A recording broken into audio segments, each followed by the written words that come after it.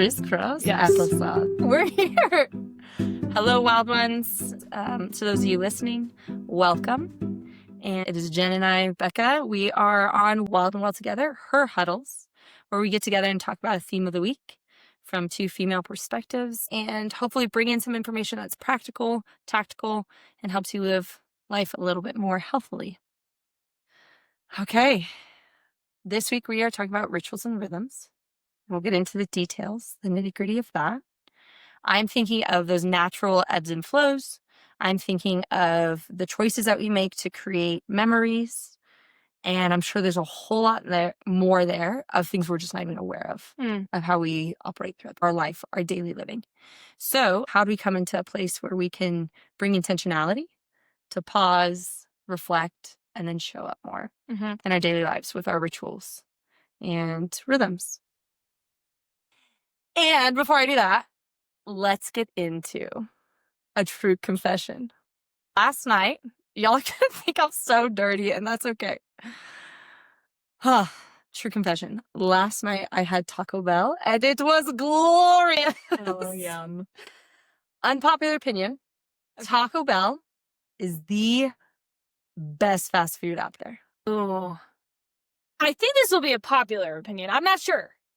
But for me, my favorite fast food has to be McDonald's. And I have some girlfriends out there, and we are known for our McDonald's stop. Is it the French fries? Is it the soda? Is it all of it? Paint the picture for us, Jen, if you have stops with friends there. It is the cheeseburger. I do either regular cheeseburger or a double cheeseburger, just meat and cheese only. I'm a straight up kind of girl. Okay. Like that, I want it plain. I want it plain. Plain Jane. Plain.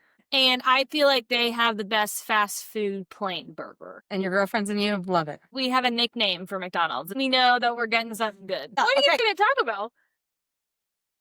Okay. I have a best friend's husband who also loves Taco Bell. My husband, he's like, it doesn't even get ranked. It's not on the top 3, top 5 for him. Shoot, like not even the top 100 hot list. Actively doesn't like it. Actively does not. Like I don't know if I've ever seen him eat it. Okay. However, one of my dear friend's husbands also thoroughly enjoys it. And so we'll all four be together and he and I would crunch Crunchwrap Supremes. You need a companion, you know? It's like, if I'm going to Taco Bell, I need someone to like have Taco Bell. Yeah. I feel the same about... All right, unpopular opinions wrapped up.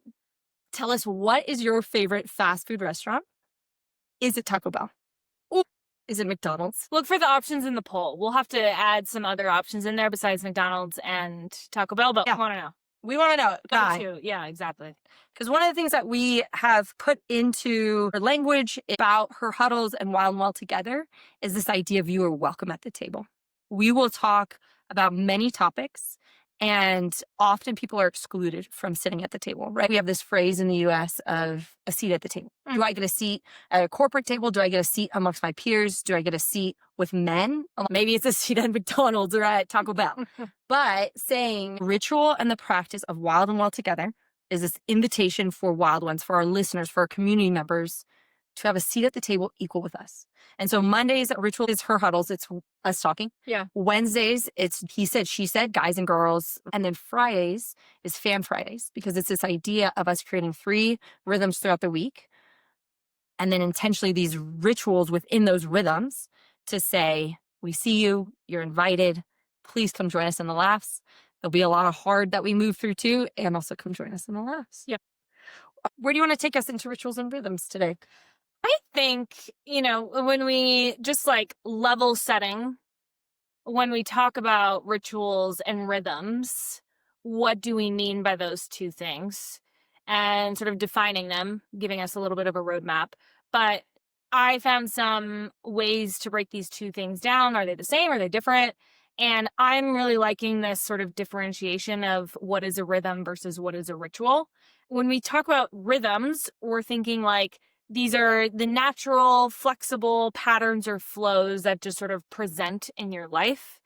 And then rituals being more those purposeful, intentional sequence of actions that sort of thread together that bring meaning and mindfulness to your life. And so when paired together, rituals and rhythms, how can these provide and sort of facilitate some of that ebb and flow in your life?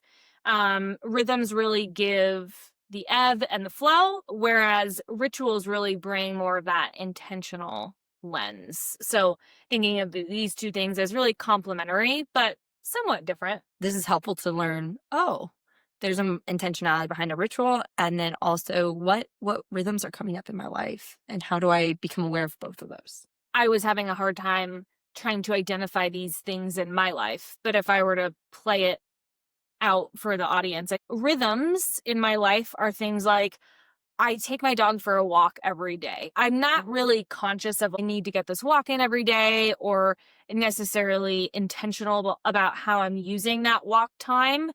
It's just a rhythm that right now is emerging for me. The weather is nice. I feel like I want the fresh air, and I just find myself every day in this rhythm of I'm walking my dog. Whereas a ritual, I think more about I'm consciously spending time doing a thing and practicing mindfulness while doing the thing. So maybe that is being super specific about a meditation. Yeah. That feels intentional. I'm like, I know I need to calm my mind. I'm going to be conscious about dedicating these 10 minutes to the meditation, or having a 10-minute conversation with John that's extremely intentional in our day versus resorting to maybe it happens, maybe it doesn't, which is where I think the rhythm comes in. Well, that one happens to you, and then the other one you bring attention and operation with. Yes. Yeah. And for work, this is on the fly, so it's okay if you don't have any answer to this. And for work, do you feel like you have specific rituals that you do, or do you think work for you in this season of life is more rhythmic? I think right now it's more rhythmic for me. I'm finding myself be pretty reactive at work and not be proactive in the sense that, like, I'm commanding my intention for the day. I find myself just like showing up to work and I'm like, all right, I'm rolling with the rhythms as Spirit you lead. Yeah. Which you could argue that bringing that ritual focused intention might equip me to be better, more calmly or more mindfully show up in my job. If I was like, every day I'm starting my work with these 10 minutes of checking email with no distraction or whatever it may be. I asked that question on the fly, so thank you for sharing, because, again, we did not plan to go into work. My background's in psychology and counseling. I'm going to read this out because I want to make sure I nail this. Dr. Siegel, alongside Brene Brown, really encapsulate this idea that rituals and rhythms help our brains predict and process life events. They reduce stress by creating a sense of safety and continuity. So even small daily routines signal to our nervous system that we've got this, which then increases resilience. So coming back for the neutral example of work, is this idea, you nailed it, of, okay, a lot is coming at me, so I'm much more reactive. However, if I was intentional, it might bring me into a space of calm. Like, I love that you weren't like, yeah, and then I'm going to nail it and do this and this and this and this. That may come. But it brought you into this internal piece of resilience and this internal space of, how do I find myself grounded? How do I find myself prepared? So thank you for being on the fly, because I do still think it plays into, Dr. Siegel and Dr. Brown's work there. And why do you think our nervous systems need this, like, we've got this reminder? Does the ritual give our nervous system familiarity? Yeah, good question. So familiarity is, we have these neural pathways. So that we're getting nerdy now, but is that these neural pathways, I can do this, I can do this, I can do this. Oh, I've been here. I know this route. Like, think about even driving a car. My grandma has lived in the same house for 70 years. I know how to get there because I did it. I went the same way. And so similarly with our brain and our patterns, it's, okay, I can regulate myself, which simply means I can come in control and calm myself down. My neural pathways say, yep, this is how you can do it. You are prepared. Behavioral scientist James Clear gets into atomic habits. It's this idea of repeated rituals embed habits into the brain's circuitry, making positive actions easier and more automatic. So the more reassurance I have, the more I can build up this way of living, or this operational existence, to say, I can do this. Mm-hmm. I keep coming back to that phrase, like, I can do this. Mm-hmm. Because we as humans in this world of unknown need to have that internal dialogue to say, I've got this. Mm-hmm. One foot in front of the other. I can do this. Especially when there's all these external rhythms coming at us. Yeah. So then I, my own body, can say, yeah, I know this. What's coming up for you, or what are you thinking right now? One thing I'm thinking about rituals in particular, I think about, going back to what we said about rituals being like intention. You're spending time doing a thing to maybe set yourself up, like, because you want it to become something that's familiar or a sensation that's familiar, to set yourself up to be resilient Mm. in any circumstance, or a circumstance where you're getting negative feedback or whatever it may be. And I think about almost like the rituals require this degree of intention and mindfulness. And to what I said earlier, which was that I was having a hard time identifying things in my life where I do this, but I think I just found one as you were talking, okay, which is when I go to the gym, I do the ice bath, or the cold exposure in the cold tub. And I do not enjoy it. I do not enjoy it. However, I find myself being intentional, like I'm talking myself through the value of it, why I should do it. And I find myself going, you're making an investment in a situation that you may later face, which is like, I'm going to go in this cold tub that is 45 degrees and practice my breath. Even though I hate it, Mm-hmm. I'm being mindful about it because I know it will serve me later. And if I can practice this even 2 times a week, I mean, I don't do this every day. This is probably like 2 or 3 times a week at best. But I was just having a conversation with my boss recently about how I feel like some of that breath work and that exposure to the cold is helping me at work when I feel like I'm getting flooded, or that I feel like I'm overreacting, or I'm taking something negatively. Okay. We have different outfits on. We look a little different. We decided to pause and do a quick wardrobe change. That is where we're at. That is not where we're That's at. not where we're at. Technology did a dirty one on us. Are we allowed to say that? I don't know if we're allowed to say that, but we're back. We're back. We're back.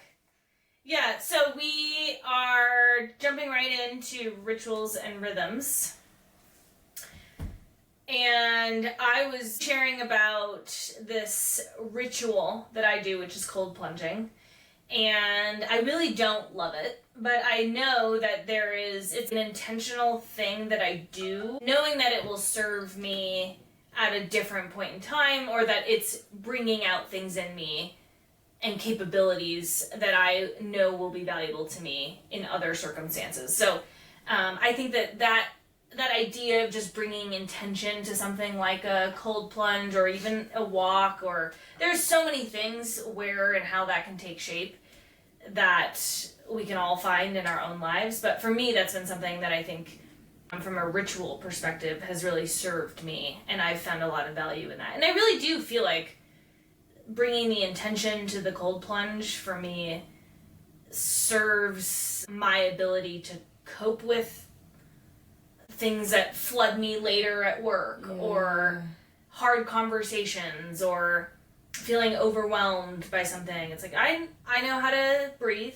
I go back to like how awful it feels to be in 45 degrees for 2 minutes, and that I'm able to like breathe my way through that. So I think that the intention piece there is something that I would really call out for me in terms of ritual that has benefited me. But how about you? What would you say in your life do you find either rituals or rhythms, maybe more on the ritual side, where you're like bringing intention to something that you're engaging with because you know it will serve you? So as you're sharing, I'll answer that in this, hopefully, is You do cold plunge, what, twice a week you commit to? How often do you commit to that? I'd say like 2 or 3 times a week. And for you, the 2 to 3 times, even though you have to muster the courage, you say, in our house we use the phrase, I'm choosing to be brave. Maybe it's with like trying a new food, maybe it's with saying hello to someone new, maybe it's with an exercise like this where it's like, this does not serve me in the moment. Yes. But I trust that in the long run, it's better for my body, it's better for my mind, all of that. Yeah. And so then what I'm hearing you say is later on when you're feeling burnt out with work or a hard situation happens with a colleague or whatnot, you're like, okay, I walked through the cold plunge, therefore I can now walk through. Or I sat in the cold plunge at 45 degrees for how long? 2 3 minutes? 2 minutes. 2 minutes. Yeah. Which still, I think I'm at 16. I've never done it, so I probably did it 16 seconds. But still. Yeah. Like, I've chosen to put my body into 45 degrees 2 to 3 times a week for months and months, if not years. So then when I come into a hard place, I know I can do it. I know I can make it through. It might not mean that I love it, right? But I can make it through. Yeah. So that's what I'm hearing from you. So something similar for me, we walked through a really hard season. 2024 was hard for our family. It challenged us in many ways. Nick was diagnosed with cancer. He is healthy now. Didn't know if I was going to go there or not. He's healthy now. 2024 was hard though. And I feel myself actually coming back into that space. And in that time of finding out diagnoses to prognosis was only 48 hours, thank goodness, because of access to medicine, which is a whole nother conversation. I'm very grateful for access to medicine. But those 48 hours, I was on my knees praying. I had music, and this is what I was going to come into. I had music playing over and over and over again. And I had Forrest Frank, he's an artist, a gospel singer, and he has a song, Good Day, and it was a reminder, it was a mantra that today is a good day. Even though my husband's diagnosed right now, I don't know if we're talking about stage 1, I don't know if we're talking about terminal. I am trusting right now that today's as good as yesterday was without me knowing this, and tomorrow with me knowing more. And so I had that on repeat over and over again, not so that I can say that, oh, I handled it well, but just so I could survive, just so I could move through it. And then I had other songs like we love Earth, Wind, and Fire. I think of September. That's my birth month. Yeah. Shout out to all you September, Libra, whatnot. Earth, Wind, and Fire has a song September, and it's like ba-dee-da, da-da-da-da-da. As you can tell, I don't sing, but I get into it, and I'm like, oh, I can feel that. That carried me through that time. And then there's all these other songs that carried me through that, and it was a spectrum. But the reason is because I grew up with music. And so that hit me, it brings me into a space of like ritual and a rhythm back in the day where I could laugh and dance at weddings. Yeah. Oh, it brought me into a place that I still remember as a child, my dad would put on country western music and Alan Jackson or like some of the old greats, and he would just twirl us. That's like a dear, precious moment to me that comes up in my mind. And then I remember like through high school and like dances and like clubbing back, we'll call it what it is, clubbing back in college days. I love music and I love dance. Yeah. I'm an audience member, I've shared this before. I'm not a singer, I'm not a performer. And yet music brings me into a place of joy, of processing, of feeling seen, of probably saying words that I can't say in the moment. It carries me through that. And so in even my most grievous moments, or my most grieving, heavy-hitting moments that I think about in my life, even as like breakup songs, we'll go to that real quick. Like back in the day where I'm like, Justin Timberlake, you see me, you know, or like, totally. Like throw out whoever, and I'm like, oh, R&B, like across the board where, oh, yeah, there's just, it brings me into the space of I feel seen. Yeah. I'm carried. I'm held. Yeah. That's it too. I'm held. And so, similar to your cold plunge, 2024, Nick is diagnosed.